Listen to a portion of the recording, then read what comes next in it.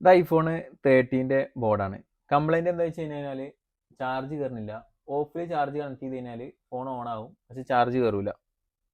അപ്പോൾ നമ്മൾ ബോർഡൊക്കെ സെപ്പറേറ്റ് ചെയ്തിട്ട് ചെക്ക് ചെയ്ത് നോക്കുമ്പോൾ RVP റെസിസ്റ്ററിൻ്റെ വൺ സൈഡ് ഷോർട്ടായിട്ട് കാണിക്കുന്നുണ്ട്.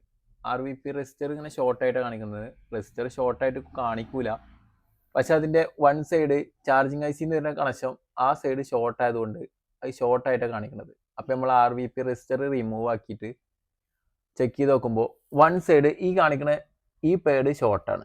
ഈ പേഡ് ഷോർട്ടില്ല. ഇത് നേരെ UTIC വരുന്ന ലൈനാണ്. ഈ പേഡ് ഷോർട്ടാണ്. ആ ലൈന് പോണത് നേരെ ചാർജിങ് ഐസിക്കാണ്. അത് നമ്മൾ കണ്ടുപിടിച്ച് എങ്ങനെയാ വെച്ച് കഴിഞ്ഞാൽ ഇതിൽ RVP റെസിസ്റ്ററിൻ്റെ വൺ സൈഡ് നേരെ പോണത് ചാർജിങ് ഐസിക്ക്.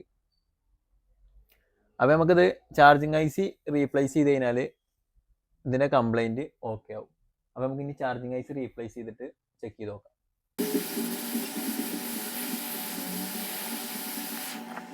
അപ്പോൾ നമ്മളെ 13 ചാർജിങ് കംപ്ലൈൻറ്റ് ഓക്കെ ആയിട്ടുണ്ട്. ചാർജിങ് ഐസി റീപ്ലേസ് ചെയ്തു.